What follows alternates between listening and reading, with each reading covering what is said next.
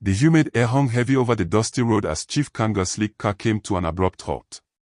Before him stood an old cattle truck, deliberately blocking the entire width of the narrow path. The chief's driver honked repeatedly, but the elderly man standing beside the vehicle remained unmoved, arms crossed defiantly across his chest. "Who is this?" Chief Kanga bellowed, his voice dripping with contempt as he emerged from his vehicle. His expensive agbada flowed around him, a testament to his wealth and status. "Go back, my friend. Take this rubbish out of my way." The old man's eyes narrowed, studying the pompous figure before him. Years of hardship had etched deep lines into his weathered face, but his spirit remained unbroken. "But what's the meaning of this? Do you know who you are talking to?" Chief Kanga's face contorted with rage. The audacity of this common man to question him, a man of his standing, his connections, his power, was incomprehensible. "You are just dust that will be eaten by termites," he spat, his words venomous. The old man stepped forward, his voice steady despite his trembling hands. "Who the hell are you? What did I just hear you say? I believe you're not dumb. You heard me clearly. Take this rubbish out of my sight now." Chief Kanga's voice rose to a crescendo. "Looking at you, I see that Insa, the Insa who has overfed himself and now has the guts to challenge his superior. I am not going to repeat myself. Get into this thing and go back." But the old man stood his ground, a slight smile playing at the corners of his mouth. "I've met people like you. I understand how stubborn old men like you can be. But you just met your match. I see you don't have anywhere important to be. I also don't have anywhere important to be. So, we might as well stay here." Chief Kanga's face turned purple with fury. "Take this cattle out of my sight or I'll set it ablaze."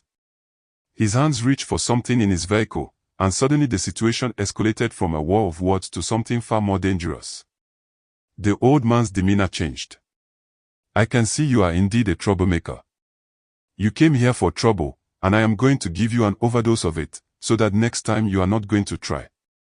What neither man noticed was the young woman who had been watching from inside Chief Kanga's car, her heart sinking as she recognized the elderly stranger.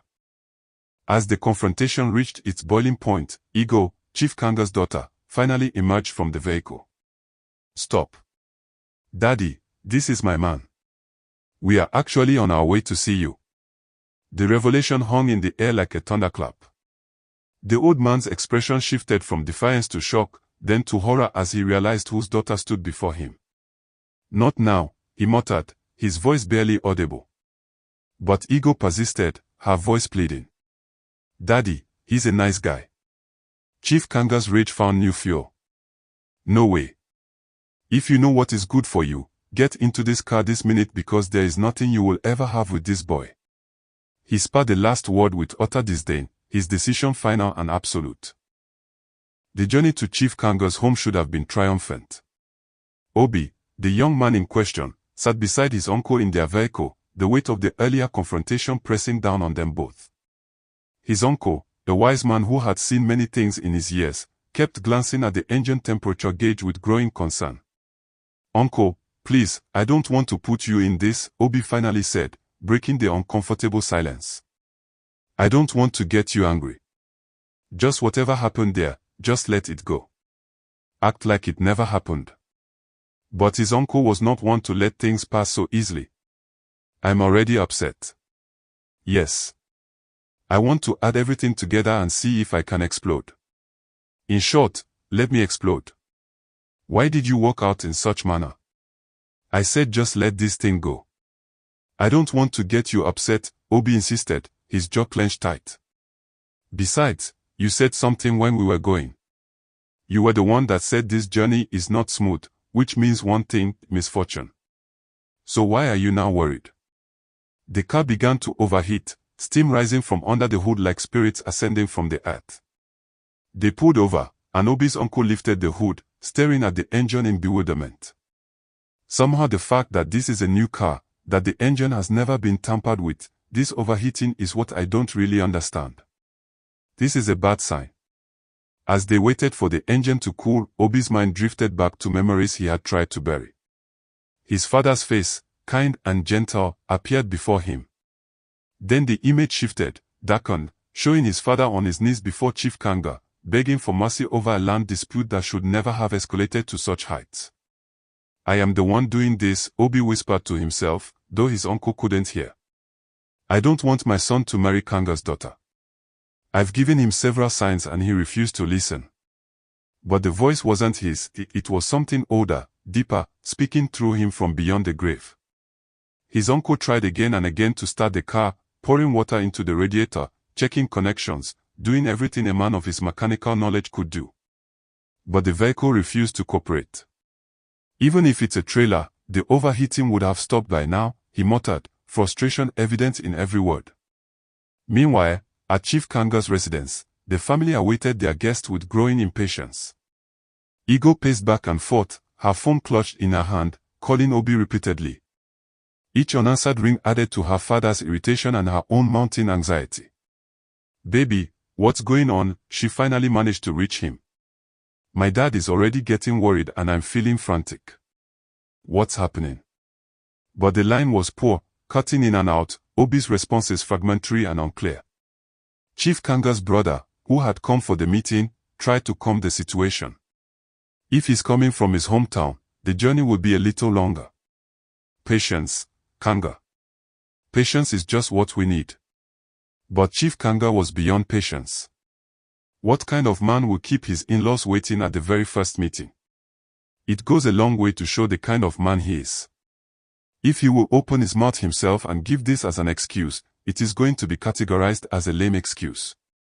Why did he not prepare before now? Why? The hours stretched on, the sun moving across the sky, shadows lengthening in the compound. The prepared feast sat untouched, drinks warming in their bottles. Every sound of an approaching vehicle brought hope, only to fade into disappointment when it passed by. Back on the road, Obi and his uncle finally got the car running again, but the damage to the day's plans was already done. As they approached the city, Obi's phone began ringing incessantly, Zigo, desperate for answers, for assurance, for anything. Just tell them anything you wish, Obi told his uncle when asked what explanation to give. You've always had something to say. Tell them anything. But in his heart, Obi knew the truth, some forces were at work that no explanation could satisfy, no apology could mend. The spirit of his dead father rode with them, ensuring that this union built on blood-soaked ground would find no easy path forward. When Obi and his uncle finally arrived at Chief Kanga's compound, the atmosphere was already poisoned. The long wait had fermented Chief Kanga's anger into something toxic and unforgiving. Ego rushed to greet them, relief and anxiety mingling on her beautiful face, but her father remained seated, his expression carved from stone. You're welcome. Please sit, Ego said, trying to inject warmth into the frigid atmosphere. Her uncle, Chief Kanga's brother, attempted to lighten the mood. That man, the young man in question must be the man of your dreams. Really? That's good. But when Obi entered the compound and his eyes met Chief Kanga's, something inexplicable happened.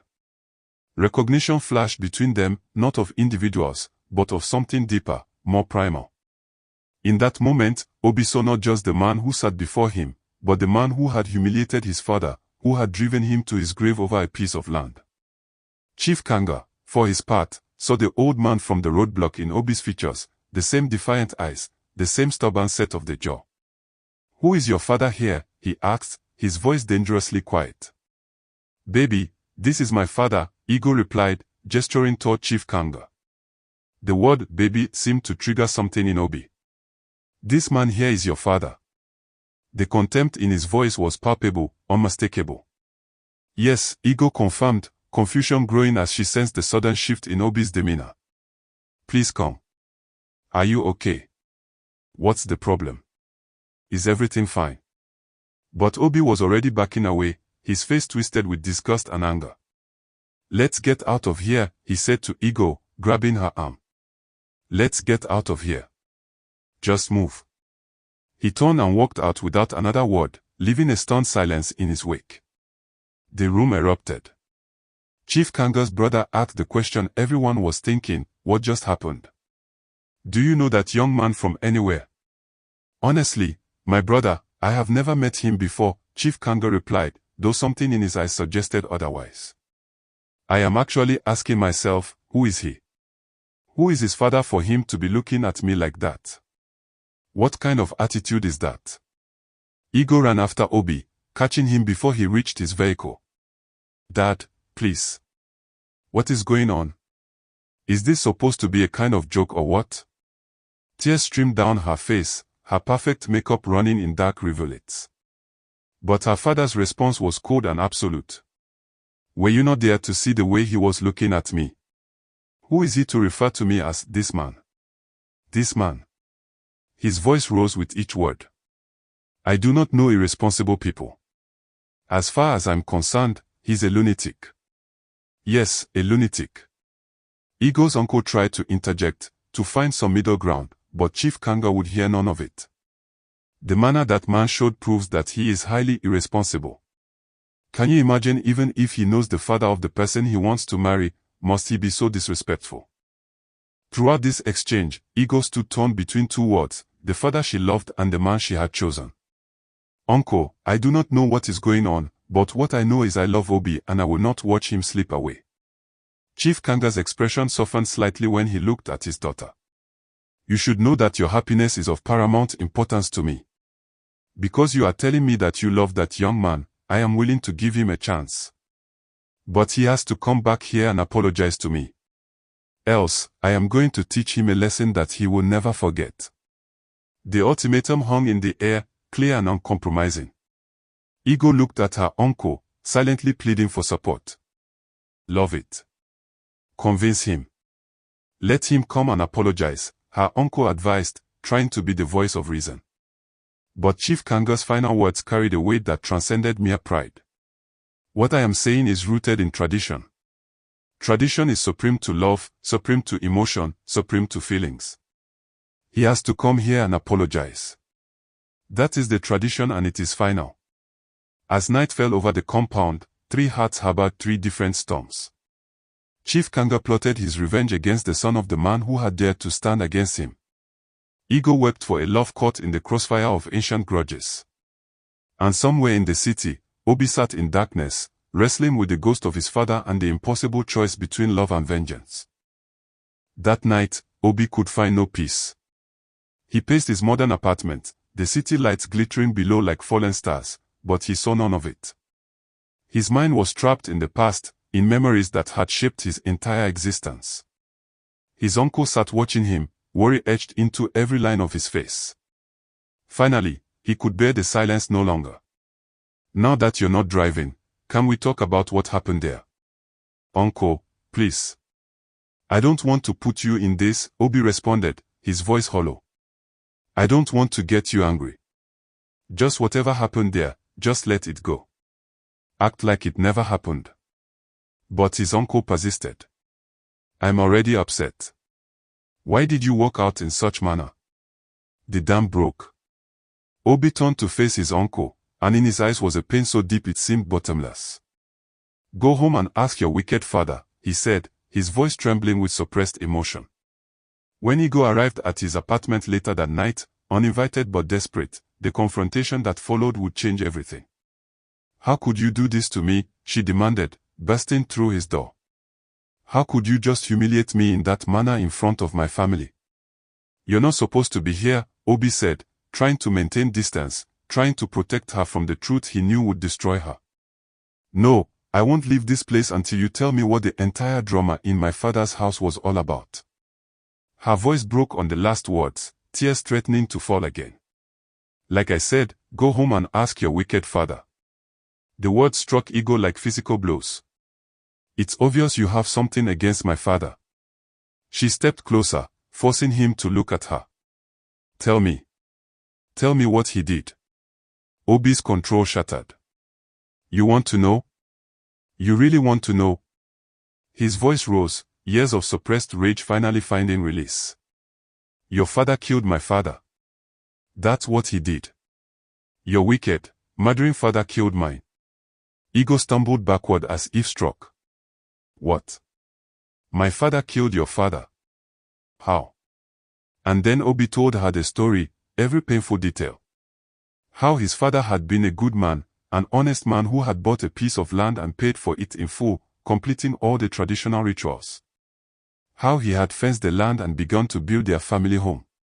How Chief Kanga had appeared, claiming the land was his, backed by his connections to a secret society called the Congress. My father tried to reason with him, Obi said, his voice now eerily calm. He showed him all the documents, all the proof of his ownership. But your father didn't care about documents or truth. He cared only about power. The memory played before Obi's eyes as if it were yesterday. His father, proud and strong, reduced to kneeling before Chief Kanga, begging for peace. I come to make peace with you, his father had said. But Chief Kanga had been merciless. Go down on your knees and apologize. Apologize for developing the guts to indicate interest in my land in the first place. Just kneel down and apologize and I will forget about everything. His father had done it, swallowed his pride, knelt in the dirt, apologized for the crime of existing, of daring to want something better for his family. And Chief Kanga had laughed, had made him drink water like a supplicant, had humiliated him completely. That night, Obi continued, his voice breaking, that night my father came home and his heart couldn't take it. The humiliation, the shame, the loss of everything he had worked for, it broke him. He died in my arms, Ego. He died looking at me, making me promise that I would be strong, that I would not be cold and kind like him, that I would fight like a man. Ego's tears fell freely now, her world crumbling around her. I'm sorry, she whispered. I am so sorry. I wish there was something I could do, but I'm sorry. The deed has been done, Obi said, turning away from her. Will you leave me? If you were in my shoes, Ego asked, her voice barely audible, what would you have done? Obi was silent for a long moment. Honestly, I find it very hard to forgive. Then, after another pause, but I would eventually. The words hung between them, a fragile bridge across an ocean of blood and pain. Before dawn, Ego had made her choice. She would stay with Obi, would help him find a way through this impossible situation. But neither of them knew that Chief Kanga, in his compound, was making his own plans that would bring them all to the brink of destruction. Chief Kanga did not sleep that night. Instead, he sat in his private study, surrounded by artifacts of power, ancient masks, ceremonial staffs, and symbols of the Congress that had made him untouchable. But tonight, for the first time in decades, he felt vulnerable. The appearance of Obi had triggered something he thought long buried. As he sat in the darkness, he began to see things, shadows that moved independently, whispers that came from no human throat. And then, clear as day, he saw him, the old man from the roadblock, the father of the boy who dared to challenge him. You will call him and tell him to come and beg you, bending down on his knees, a voice said, though whether it came from outside or within his own mind, Chief Kanga couldn't tell. Do not relent. Rather do something that will provoke him. Something that will make him look less important. Chief Kanga's lips curled into a cruel smile. I already did that. Walking out on him is vengeance enough. Then open your eyes. Open your mind and you will see what to do, the voice continued, and Chief Kanga realized with a start that he was not alone in the room. Standing in the corner, barely visible in the dim light, was a figure that looked remarkably like Obi's father, or what Obi's father might look like if death had not claimed him. You're not real, Chief Kanga whispered, but his voice lacked conviction. Am I not? The apparition replied. Or am I more real than you want to admit? You killed me over land, Kanga. You humiliated me, broke my spirit, and sent me to an early grave. Did you think there would be no consequences? Chief Kanga rose from his chair, his hands trembling slightly. I did what I had to do. The land was mine by right of the Congress. You were nobody, nothing. And now my son loves your daughter, the spirit said, and there was something like satisfaction in its voice. Now our blood will mingle whether you like it or not. Unless. Unless what? Chief Kanga demanded. Unless you destroy him first. But be warned, he is no longer the helpless boy who watched his father die. He has found his own power, his own protections. This will not be the easy victory you expect.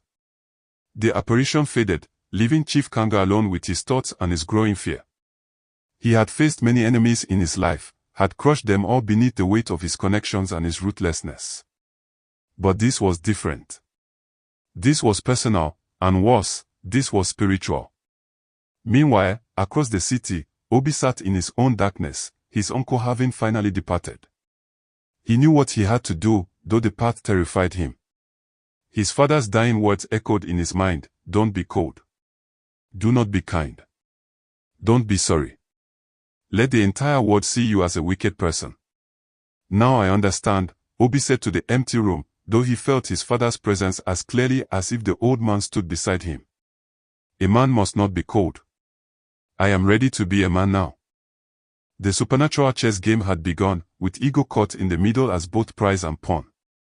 Neither man knew that forces far older than their grudge were now taking interest in their conflict, that the Congress itself would soon be involved, and that blood would call to blood before this story reached its conclusion.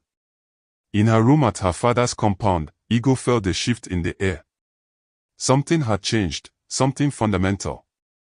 She thought of Obi, of the pain in his eyes when he spoke of his father's death. She thought of her own father, the man who had raised her, loved her, given her everything except, perhaps, the full truth of who he really was.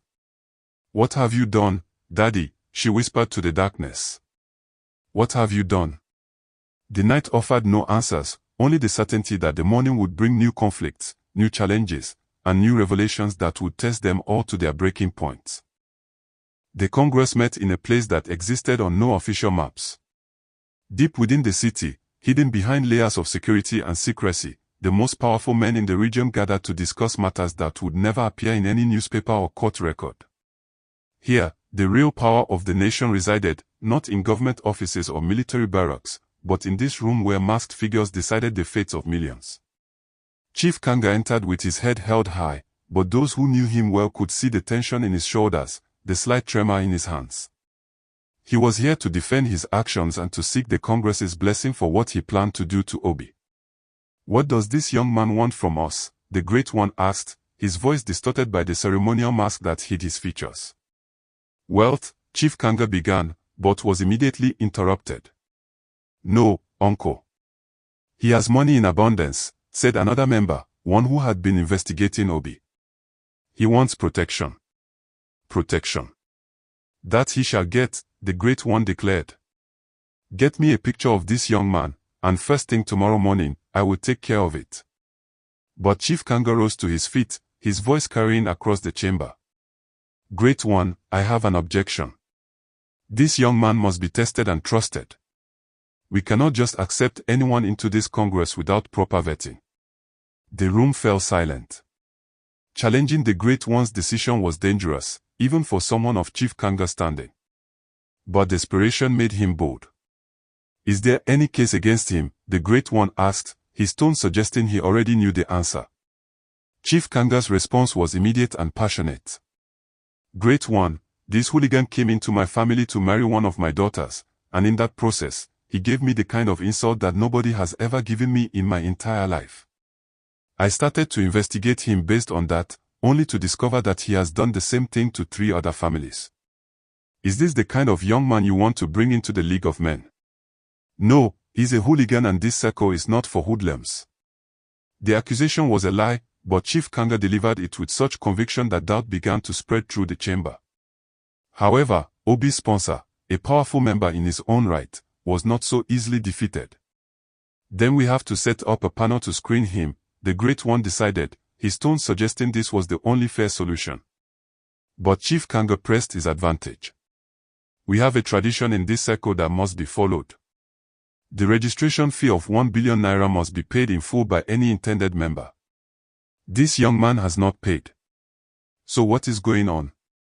"The bank that sponsored our last feast was owned by this young man," Obi's sponsor replied. "So we owe him some respect." Chief Kanga's laugh was harsh and bitter. "So because he owned the microfinance bank that sponsored our feast, we now have to destroy the arrangement we have in our circle. We did not beg him to finance it. How much did he even pay that we cannot pay back?" The debate raged for hours, with Chief Kanga using every ounce of his considerable political skill to block Obi's admission to the Congress. He knew that if Obi gained the protection of the Congress, his own plans for revenge would become infinitely more complicated. Finally, the Great One raised his hand for silence. Chief Kanga, let this young man breathe. Why are you always attacking him? I am not preventing him from breathing, Chief Kanga replied, his voice dripping with false reasonableness. Let him continue to breathe in his house. Must he come here to breathe? Must he breathe here? The meeting ended without a clear resolution, but Chief Kanga left feeling he had won a significant victory. Obi's admission to the Congress would be delayed, questioned, made difficult. And in that time, Chief Kanga would strike. What he didn't know was that Obi had his own connections, his own sources of power that had nothing to do with the Congress. The war between them was about to escalate in ways neither could have predicted, and the casualties would extend far beyond their own families. While powerful men plotted in shadows, Ego faced her own crisis. The revelation of her father's role in Obi's tragedy had shaken her to her core, but her love for Obi remained strong. She had chosen to stand by him, to help him find justice without descending into the same darkness that had consumed her father. But Chief Kanga was not a man who accepted defeat in any form. If he could not destroy Obi through the Congress, he would destroy him through his daughter. The plan he devised was as cruel as it was clever. Obi's sister, Ada, had been living abroad for years, building a successful career and life far from the troubles of home. But Chief Kanga, through his extensive network, discovered her existence and her planned return visit. What happened next would test every relationship in this tangled web. My boo-boo, Ada sang out as she entered what she thought was Obi's apartment. But the man who turned to greet her was not her brother, it was Chief Kanga himself, deliberately positioned to be mistaken for Obi by someone who hadn't seen him in years. The manipulation was masterful. Chief Kanga played the role of attentive lover, showering Ada with attention, gifts, and promises. He knew exactly when Ego would discover them together, had staged the entire scene for maximum impact. What the hell is going on here? Ego's voice cut through the intimate moment like a blade. I'd like you to meet my man, Ada said innocently, not yet realizing the catastrophe she had walked into. Your man? Are you blind or you're just plain stupid? This is my fiancé. Ego's voice rose to a shriek. The argument that followed was vicious, two sisters turned against each other by a man who watched with barely concealed satisfaction. This is my man, my fiancé, Ada insisted, genuinely confused. Oh God, I've always known you've been jealous of me, but come on, sis, she continued, not understanding that she was reading from a script Chief Kanga had written for her. When Obi finally arrived, called by frantic neighbors about the disturbance, he found his sister and his lover in a screaming match, with Chief Kanga at the center of it all. The truth came out in fragments, painful revelations that cut deeper than any physical wound. Haven't you gotten enough revenge? Ego screamed at Obi, believing for a moment that he had somehow orchestrated this as payback for his father's death. But Obi's confusion was genuine, his horror real. I haven't even started, he said, but the words were directed at Chief Kanga, not at Ego. Honey, let's go, he said to Ada, taking her arm. Just leave this lying jealous girl. The insult, thrown by his own sister, struck Ego like a physical blow. When Chief Kanga rose to leave, pretending to be the innocent party caught between warring siblings, Ego finally understood the depth of her father's manipulations.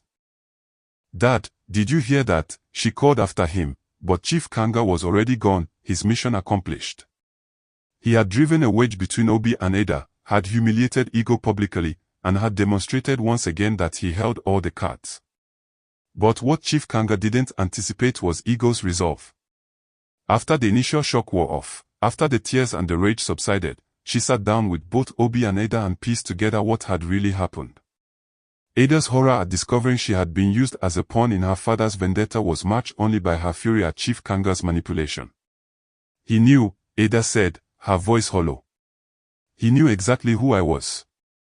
He asked me questions about my family, about my brother. I thought he was just being interested. God, I'm such a fool. You're not a fool, Obi said quietly, though his jaw was clenched tight enough to crack teeth. He's a master manipulator. This is what he does, he finds people's weaknesses and exploits them. Ego looked between them, seeing the family resemblance she had somehow missed before. My father will not stop, she said. This is just the beginning. He'll keep attacking until he destroys you completely. Then we need to fight back, Obi replied. But not the way he expects. Not with the Congress or with violence. We need to hit him where he's truly vulnerable. The three of them began to plan, unaware that in his compound, Chief Kanga was receiving devastating news of his own. His business empire, built on decades of corruption and exploitation, was beginning to crumble. Construction sites were failing, contracts were being mysteriously cancelled, and his bank accounts were being frozen by authorities he thought he had firmly in his pocket. Boss, there is a problem, his assistant stammered. Our showroom is on fire. The place is really seriously burning down. Chief Kanga's face went pale. Why did you not call the fire service? Of course, I have done that for the past 5 hours, but they refused to come. The place is really burning down. It was then that Chief Kanga realized he was not fighting just Obi. He was fighting something far more dangerous, justice itself, operating through channels he couldn't see or control. The universe, it seemed, was finally balancing its books. Chief Kanga's world began to collapse with terrifying speed. What started as isolated incidents quickly cascaded into a full-scale crisis. The construction site collapse that killed 3 workers was just the beginning. Government inspectors who had always looked the other way suddenly discovered violations everywhere. Contracts worth billions were suspended pending investigation. Business partners who had been loyal for decades suddenly couldn't return his calls. What is happening? Chief Kanga demanded of his assistant, his voice carrying a note of panic he had never shown before. How can everything fall apart at once? But he knew the answer. This was no natural business downturn. This was coordinated, deliberate, and devastating. Somewhere, someone with power equal to or greater than his own had decided to destroy him. The customs seizure of his containers was particularly painful. 25 containers filled with goods that, while not exactly legal, had been flowing through Nigerian ports for years without incident.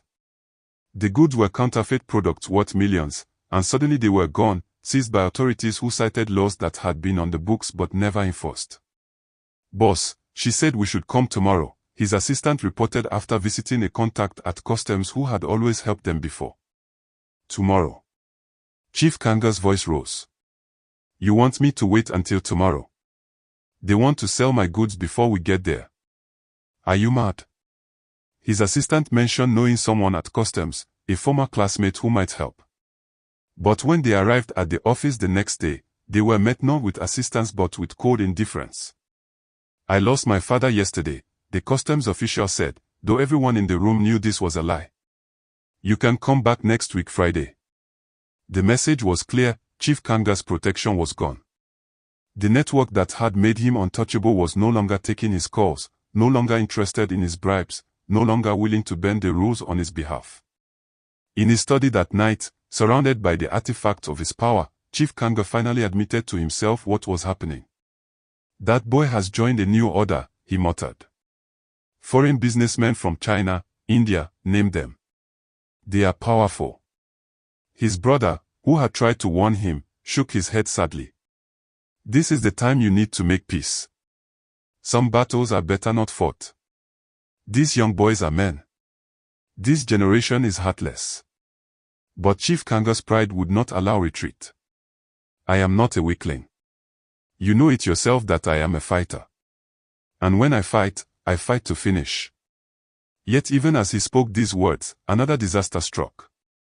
His car, parked outside a hotel where he had taken Ada, still trying to maintain the fiction of their relationship, vanished. Simply disappeared as if it had never existed.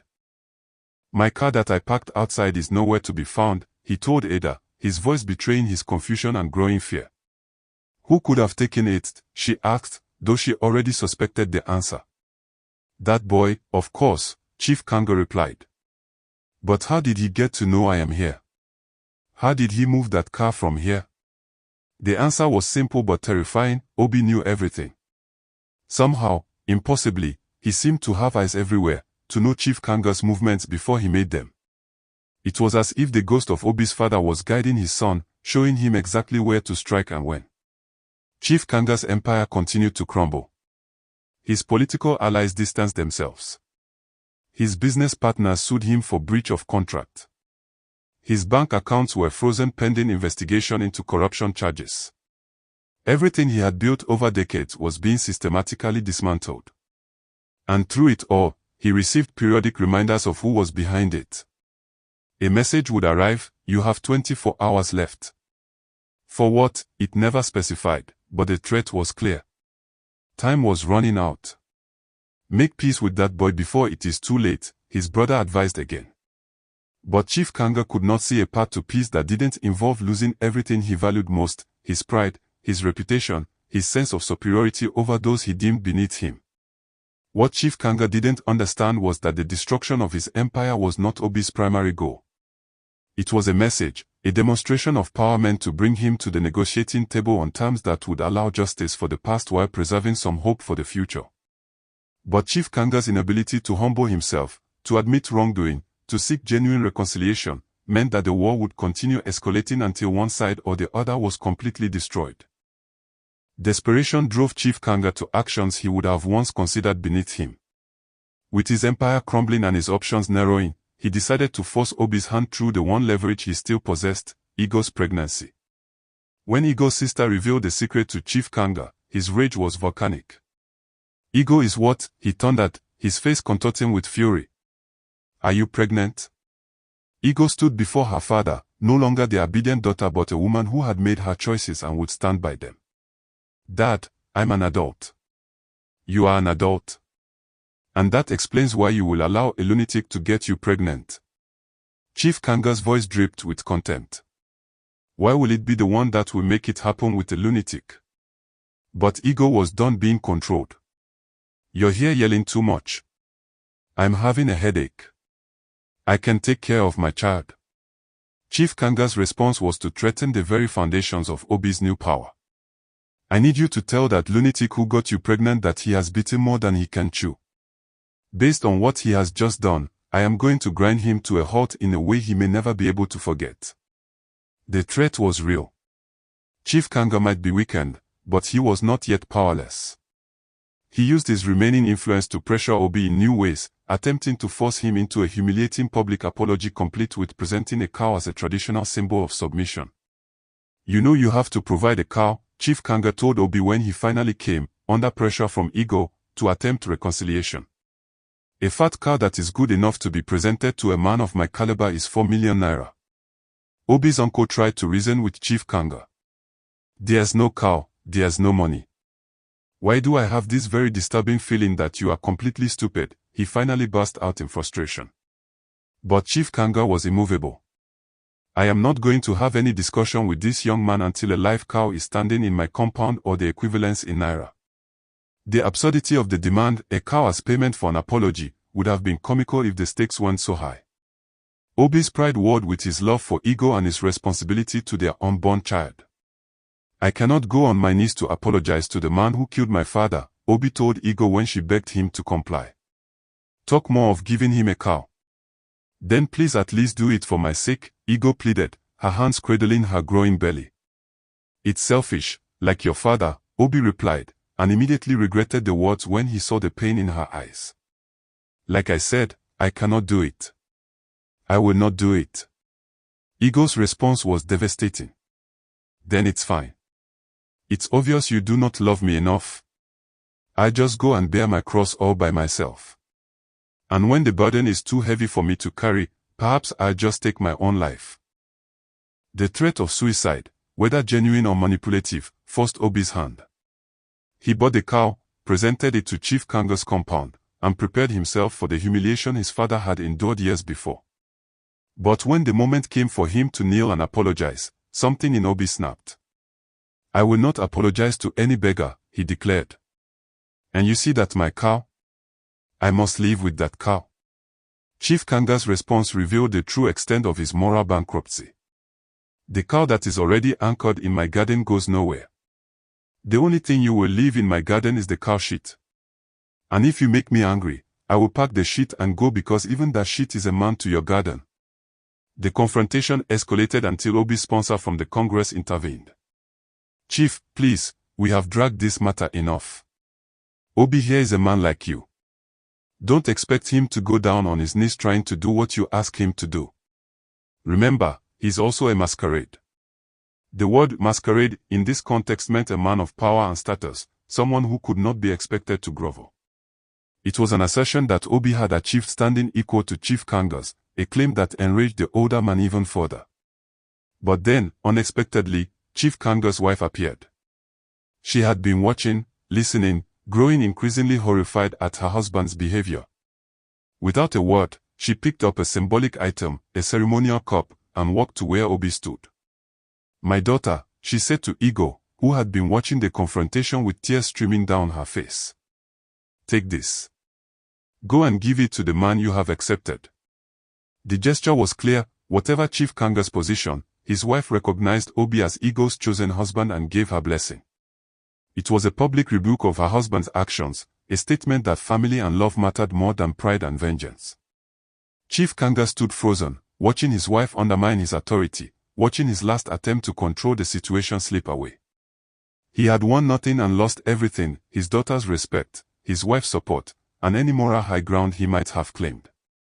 The final act of this tragedy began with Chief Kanga's complete breakdown.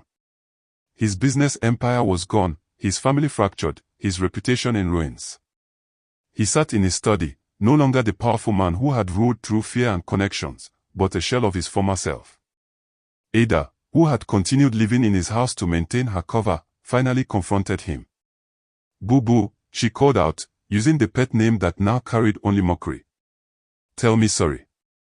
Chief Kanga's response was explosive. "You are pushing me to the wall with your attitude. If you force me to get up from this place, I am going to deal with you ruthlessly." But Ada no longer feared him. She had seen behind the mask, understood the weakness that drove his cruelty. "I am leaving this house," she announced, and this time, Chief Kanga made no attempt to stop her. Alone in his compound, Chief Kanga faced the consequences of his actions. His phone rang with more bad news: another business failure, another legal problem, another ally abandoning him. Each call was a hammer blow to what remained of his pride. The final blow came from an unexpected direction.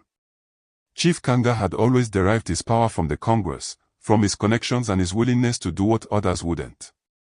But now, the Congress itself turned against him. His attempts to block Obi's admission had failed. His obvious vendetta against a young man over a personal matter had made him look petty and vindictive rather than powerful and decisive. "The great man's ember is about to turn into ashes," one Congress member observed, and none moved to help him. Chief Kanga's health began to fail under the stress. The heart problems that had plagued him for years, kept at bay by medication and force of will, returned with a vengeance. He collapsed in his study, and when his remaining household staff found him, they called not for an ambulance but for his daughter. Ego came, despite everything, because he was still her father. She sat beside his bed as doctors worked to stabilize him, holding his hand even as she grappled with the complexity of her feelings: love and betrayal, pity and anger, all mixed together. "Dad," she whispered, "you have to let this go. You have to make peace." Chief Kanga's eyes fluttered open, and for the first time in his life, he looked genuinely afraid. "I can't," he whispered. "If I do, everything I've built, everything I am, it all means nothing." "It already means nothing," Ego replied gently. "You've lost the business, lost your reputation, lost your family. The only thing you can still save is your soul." Meanwhile, Obi stood at a crossroads of his own. He had achieved everything he set out to do, brought Chief Kanga to his knees financially and socially, demonstrated that his father's death would not go unavenged. But the victory tasted like ashes in his mouth. "Is this what you wanted?" his uncle asked him. "Is this the man your father wanted you to become?" Obi thought back to his father's dying words, the instruction to be hard, to not be kind. But he also remembered his father as he had been in life: a gentleman, a good man, someone who had chosen peace until peace was no longer possible. "No," Obi finally admitted. "This isn't what he would have wanted. He would have wanted justice, but not at the cost of my own humanity." The resolution, when it came, was neither triumphant nor tragic but something more nuanced. Obi agreed to meet with Chief Kanga, not to gloat or to press his advantage, but to offer something neither man had been able to give before: honest conversation. They met in Chief Kanga's study, surrounded by the artifact of power that now seemed hollow and meaningless. For a long time, neither spoke. Then Chief Kanga, his voice barely a whisper, said the words that had eluded him for so long. "I'm sorry. I'm sorry for what I did to your father. I'm sorry for the man I became." Obi looked at the broken man before him and felt something shift in his chest. "I can't say I forgive you," he replied honestly. "Not yet. Maybe not ever. But I can say that I won't let hatred for you destroy my future with your daughter and our child." It wasn't a happy ending. Chief Kanga's health continued to decline, his empire was not restored, and the Congress expelled him for bringing shame upon their organization. But it was an ending that allowed everyone to move forward. Ego and Obi married in a quiet ceremony, with neither family fully reconciled but at least no longer at war. Their child, when born, carried the genes of both men, the gentleness of Obi's father and, they hoped, whatever good had once existed in Chief Kanga before power and pride corrupted him. Ada returned to her life abroad, wiser and warier but grateful to have escaped the web of manipulation that had nearly trapped her. Chief Kanga's wife filed for divorce, taking with her what remained of the family's assets and what remained of her dignity. And Chief Kanga himself. He lived, diminished but alive, spending his remaining years in reflection on the cost of vengeance, the price of pride, and the realization that the land he had fought so hard to keep, the power he had wielded so ruthlessly, meant nothing without family to share it with or a legacy worth leaving behind. On quiet nights, some said they could see two figures in his garden, Chief Kanga and the ghost of the man he had wronged, finally having the conversation they should have had years ago, before blood was spilled and lives were ruined. Whether this was truth or just the fevered imagination of a guilty conscience, no one could say. But in the end, the story served as a reminder to all who heard it: vengeance may satisfy the soul temporarily, but it is forgiveness, difficult, painful, often incomplete forgiveness, that allows life to continue. The choice between becoming a monster to fight monsters or remaining human despite the cost is one each person must make for themselves. Obi chose humanity. Chief Kanga, in the end, was given no choice. An ego, caught between them, proved that love could survive even the bloodiest of family feuds, though the scars would remain forever. My dear friends, the story you've just witnessed carries a profound truth that echoes through generations. Pride and vengeance are chains that imprison both the victim and the perpetrator. Chief Kanga's refusal to admit wrongdoing didn't just destroy Obi's father, it ultimately destroyed everything Chief Kanga himself had built. His empire, his family, his peace of mind, all sacrificed on the altar of ego. But here's the deeper lesson: when we choose vengeance over forgiveness, we become prisoners of the very past we're trying to escape. Obi had every right to be angry, every justification for revenge. Yet in pursuing it, he nearly lost himself, his love, and his future. It was only when he chose humanity over hatred that true healing could begin. This story teaches us that real strength isn't found in crushing our enemies, it's found in having the courage to break cycles of violence. Chief Kanga's father probably wronged someone, who wronged someone before him, creating an endless chain of pain. Someone has to be brave enough to say, "It ends with me." The power isn't in winning, it's in choosing peace when you have every reason to choose war. So I challenge you today: who do you need to forgive? What grudge are you holding that's poisoning your own soul? Remember, forgiveness isn't about excusing wrong, it's about freeing yourself from the burden of bitterness. If this story touched your heart, challenged your thinking, or made you reflect on your own life, don't keep it to yourself. Hit that subscribe button right now and join our community of storytellers and truth seekers. Ring the notification bell so you never miss our powerful tales of love, loss, redemption, and the human spirit. Share this video with someone who needs to hear this message.